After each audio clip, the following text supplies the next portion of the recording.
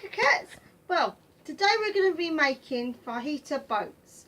Okay, so what you're going to need is you're going to need 6 chicken breasts, cut up or sliced, marinated in barbecue sauce. I've just got the last little bit of the barbecue sauce in there, but it's been marinating for about 2 hours in the fridge. But you can do this straight away if you like, but it's better to marinate it. 2 shallots chopped. I got the mini peppers, they come in a pack, and slice them up. There's about 5 to 6 in them. 3 garlic cloves chopped. 150 grams of chestnut mushrooms sliced. Well, I've sliced them myself. The boats, the fajita boats. You can get these in the packs or you can get them on their own. Right, I'm going to cover this because I don't have to worry them. Okay, and I've got some thyme as well, just in case we want to put a little bit in.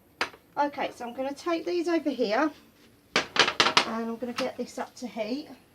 I was trying to wrap my brains today because we're on like 30-degree heat, and I'm trying to think of what we could actually do in 30-degree heat, which isn't going to make it too hot in this kitchen, because the other day when I made it was very hot. Okay, so that's going to come to heat. So we're going to put these in first. So our shallots. Put them in. And we're going to pop our peppers in as well. Funny enough, peppers are one of the things that take quite a long time to actually cook and fry off. So that's why I try and put them in first. Then I put the garlic in. And I put the mushrooms in as well. Because mushrooms don't take that long to cook. If you overcook your mushrooms, you're going to have loads of water inside it. So what we're going to do is we're going to fry this off. And then we are going to put the chicken in next. Actually, we'll take all this out once we've done the mushrooms and the garlic. We'll take all this out, pop it in there, and then we'll do the chicken as well. We are going to put this in the oven as well. So what I would suggest is start putting your oven to 200 degrees. Ta-da! Okay, right, you don't need to see me like frying at the moment, so I'll see you in a bit, my coquettes. Bye for now. Okay, so pop the garlic in.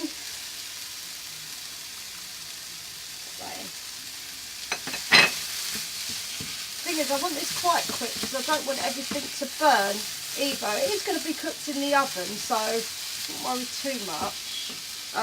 Pop in your mushrooms. Now it does look like a lot of mushrooms, but trust me, once you start frying off mushrooms, they shrink, and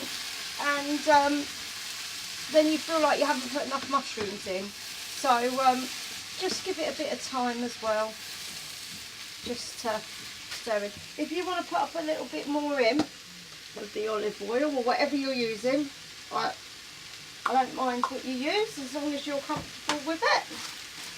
Okay, so I'll get some thyme.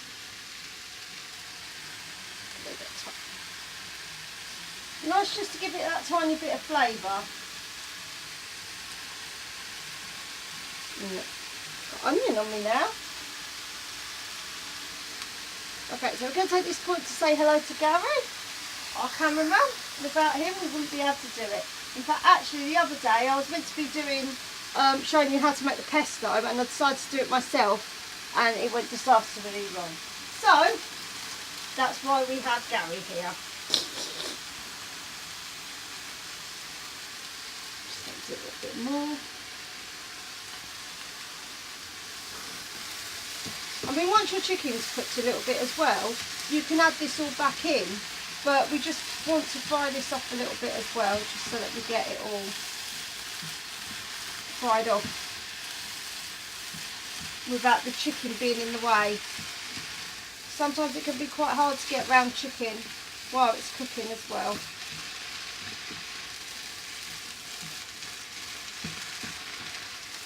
I must admit that it is lovely weather.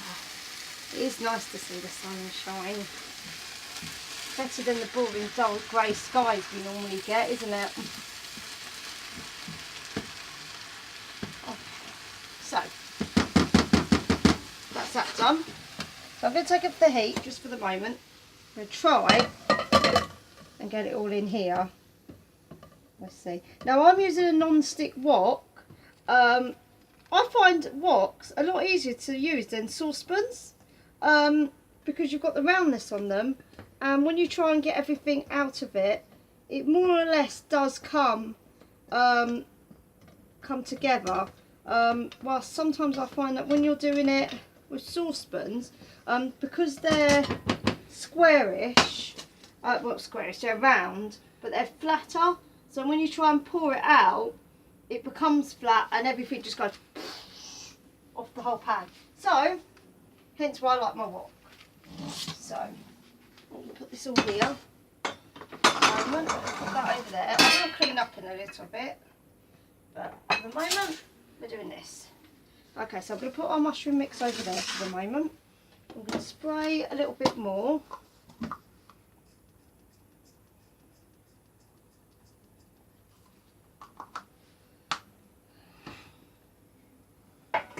Put this lovely chicken in. Now, if you wanted to, you can get the pack, which have them boats inside them. I think they're called Fajita stuffs or something like that. I call them boats because I quite like calling them boats.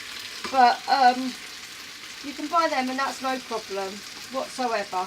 It's just that I think that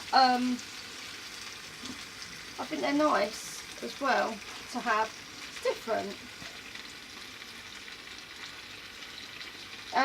And you get the little seasoning packs in them as well, so you can put that on the chicken before you actually put the barbecue sauce in it, which actually works out quite nicely as well. That's what I was trying to get to, people. I was trying to get to that.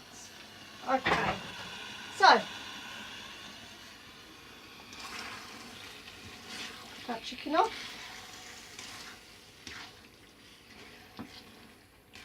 Now, I know this seems a lot of chicken. I won't worry too much, because if there's anything left, you can always make it, keep some for the next day. You could do some rice with it. You can have it for lunches. So it's something nice to have cold as well as hot.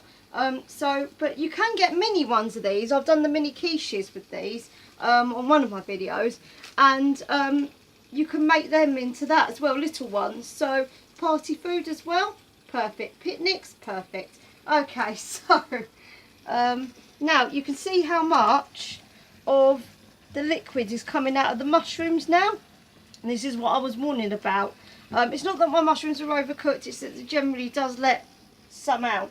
Don't worry too much, because that bit's quite good. It's only if it's like a whole load, because you don't want it going too much over on top of your sauce, because you've made a nice sauce and you don't really want it to go over much. Okay, so I'm going to just cook this off. Once it's done, we're going to pop them in there and then we're going to pop them in the oven. So I will see you when I'm about to do that, because there's no point in you watching me just fry off some chicken. Okay, so I'll see you in a bit, my coquettes. Bye for now. Okay, so my chicken is almost cooked. I'm going to leave it just a little bit under, because it is going in the oven and you don't want it to overcook. So I'm just going to put my mushrooms in. Now, if you wanted to, if you think it's going a little bit thick, you could put up a little bit of liquid in. But to be honest, you're getting the mushrooms in there. I don't think you need anything else other than that, to be honest. Okay, so give it a good mix.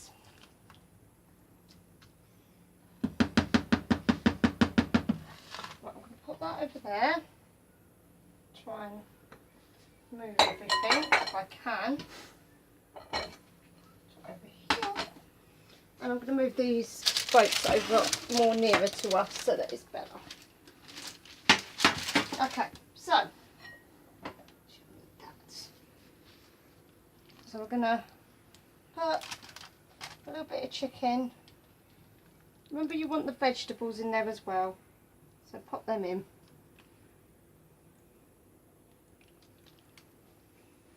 Put them all in. I mean, you want a good bit amount, so actually you might not have any left, to be honest, by the time you finish it. Well, by the time I fill anything anyway, it's never got enough left over.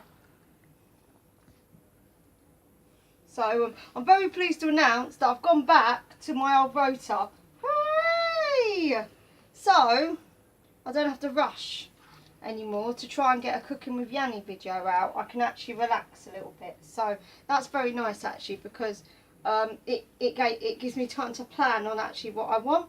But what I was going to say actually is, you'll probably see that I've put all my ingredients in little bowls and bits like that. It actually is very handy when you actually come to cook, because I know sometimes I forget a pan, or I forget like maybe some seasoning or something like that, but all of my ingredients mostly are there ready for me to go. So it's just you know, getting yourself prepared, because if you're busy, you've got kids or whatever, you've got a husband who's a cameraman, you know, you've got to make sure that it's all ready. So really sometimes you can actually prep in time, or in the morning, and get ready. Like, I mean, a lot of my stuff that I do try and do, well, I'm going to do some more beef dishes and stuff like that, but I put my beefs in the slow cooker. So obviously a cooker with Yanni is a lot harder to do if you're putting stuff in the slow cooker, but it comes out lovely. So you could put all of this into the slow cooker or into the oven, 160 degrees, 140, leave it for 8 hours, leave it in the slow cooker on a slow for 8 hours, comes up lovely. So there you go. It's whatever fits you, really. Okay, so we're going to pop that in there. See, I'm a bit more generous, so there we go. So there's that. Oh look, we've got some left over for lunch. Yay! Okay, so I'm going to go and get our cheese. If I can find the cheese. Now I have got some salad to go on the sides of this, but you can use whatever you want on top. So I'm only putting literally a little bit of cheese on top of each one. Don't need too much, but me being the cheese fest, I decided to grate all of that, which probably will all go on, to be honest. But if you think you're splitting it between so many boats, it kind of is alright. So it works out about 10 grams per boat, probably. Now I have got salsa and I've got dips with mine, but that's only on as a side thing, so I'm just showing you how to make these. But if you fancy a bit of dip or whatever, then you can have a bit of dip. If you fancy a bit of rice with it, have a bit of mixed rice, couscous. Works fantastic. Okay, so we're going to pop these in the oven. Oh, look at them. Nom, nom, nom, nom, nom. Okay, excuse me, Gary. In they go. Okay, so they're going to go in. I'm going to just turn it down to 180 while we're out, and let it cook for around 15 minutes. I'm going to say, because you've already cooked the chicken, so you don't want the chicken to overdo. So between 12 and 15 minutes, I'm going to say. I'm going to do 12 minutes, see how it gets on, and then if it needs more, I'll come back. Alright, see you in a bit, my coquettes. Bye for now. Okay, so mine went up to about 15 minutes, and they seem alright. So I'm just going to, I think 12 minutes would have been fine, to be honest, but I just put them in just for that little bit longer, just so they had that little bit extra.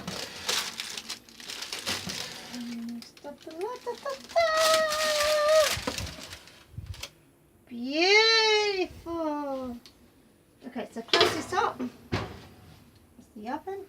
Now you might get a little bit of excess juice.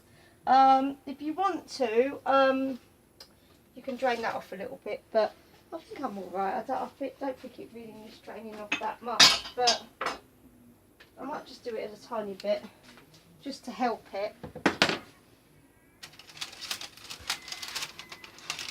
So just literally pour it. It's probably just where the mushrooms were. It's not anything to worry about. The bottom, as long as the bottom of your boats aren't that wet, then you're alright. Like I've just done now, just totally dropped it inside it. So we're going to do it this way, be better. There we go.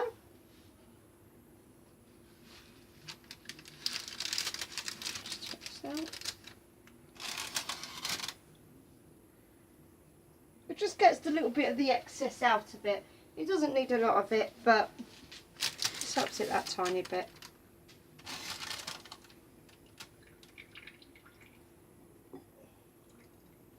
Now I've got quite asbestos hands. If you haven't got asbestos hands, then be careful. You can use other mitts as well.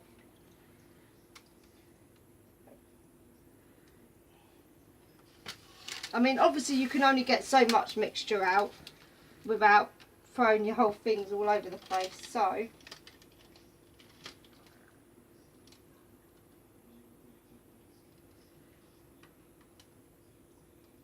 I mean, now it looks like a lot of juice in there, but it actually really isn't.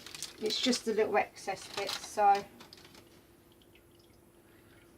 and as well, once it settles a little bit, it will go into each other, but it's just nicer to just get it off a little bit so you've got it. Right, so I'll pop that over there. Okay, I'm just going to get my salad.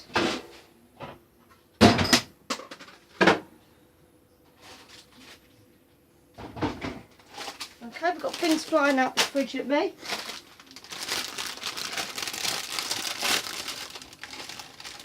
Okay, so a little bit of salad. That's what I'm dressing mine with.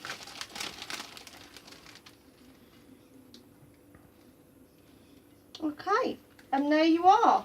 There are your fajita boats. Well, thank you very much for watching my croquettes. I really do appreciate it. Loving the comments as well. So please like, please share and please comment. Thank you very much. See you on the next video. Bye for now, my croquettes.